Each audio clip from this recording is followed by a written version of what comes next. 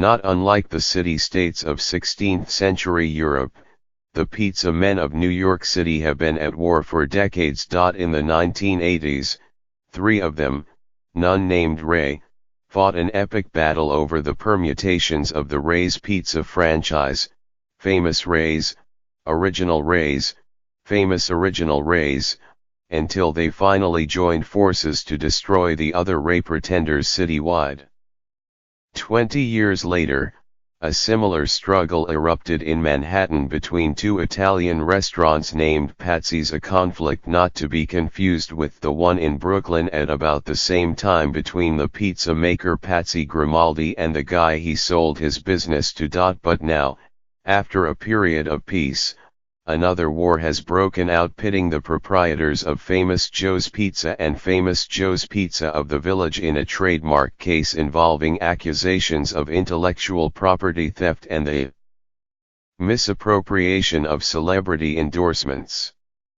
As the claims and counterclaims have made their way through federal district court in Brooklyn, issues have arisen over sign fonts, Twitter accounts, and the crucial question of which pizzeria the actor Tobey Maguire actually likes best. The underlying lawsuit in the skirmish was filed in November, but its roots reach back to August 2004 when Joe Patsy Sr. and his son, Joe Jr., the owners of Famous Joe's Pizza on Carmine Street in Greenwich Village, fired Victor Zarco, who had worked at their Bleecker Street location since 1989.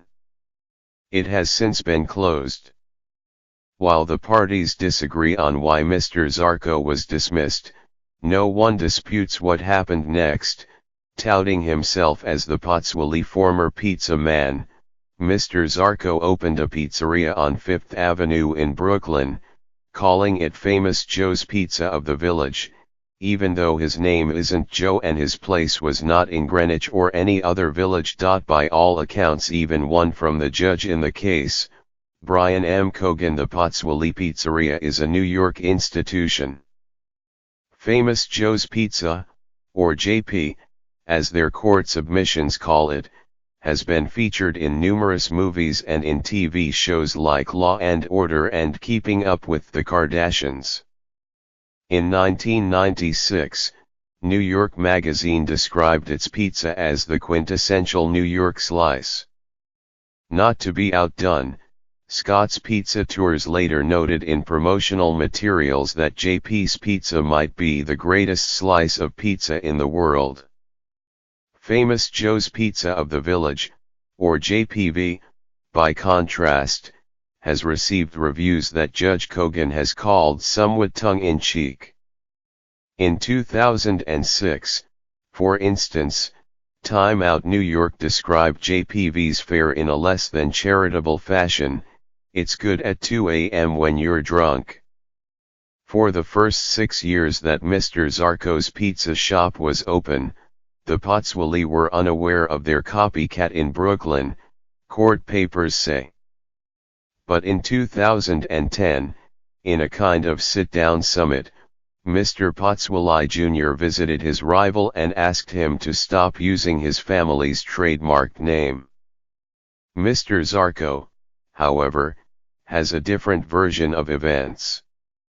He claims that Mr. Patsy Jr. appeared one day, looked around and said, "With you we have no problem.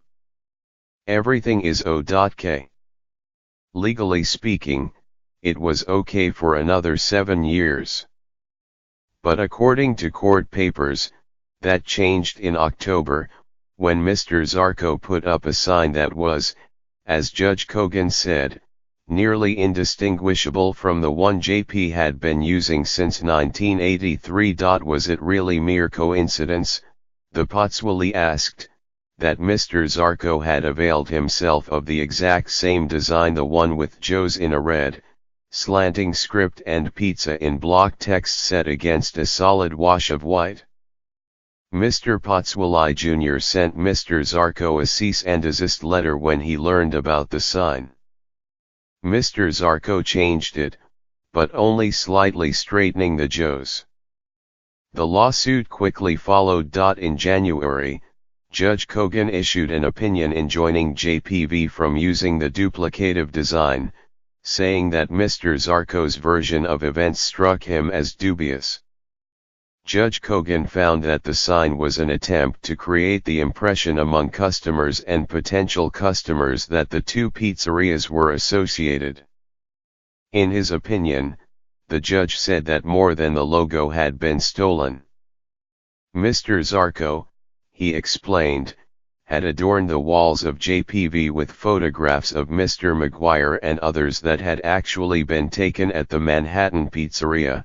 He had also posted images on JPV's social media accounts of Spider-Man 2 Mr. McGuire's hit movie being filmed at JP. You might have thought that all this evidence, in a federal judge's order, would have ended the fight. But as in other conflicts, a ceasefire in a pizza war isn't easily achieved. Within 3 weeks of the order being issued, the Patsy had already accused Mr. Zarko of ignoring it. In a letter to Judge Kogan, the Patsy claimed that while their rival's sign had indeed changed barely, his Twitter page was still using their logo, which had also appeared on Mr. Zarko's Grubhub account. They further said that JPV had borrowed the one-of-a-kind soccer dog logo they had briefly used to promote their pies during the World Cup. As for the photograph of Mr. McGuire, it had not been taken down, they claimed. In fact, it was enlarged. 3 days later, Mr. Zarko wrote his own note to the judge saying that he had just fixed his Twitter page and that Grubhub had migrated all the information from another food website without his knowledge. He said the Patsy accusation that his photo collection had changed for the worse was patently false. Then in a follow-up note, he took a subtle swipe at his former bosses, complaining that their pizzeria's name is as generic as the pizza they serve. Mr. Zarko's lawyer, William Hochberg, said his client was not looking for trouble, but he won't be trampled on by the Patsy's zealous pizza lawyers. "We hope to reach a truce that makes sense for all," Mr. Hochberg said, "especially the pizza-loving customers."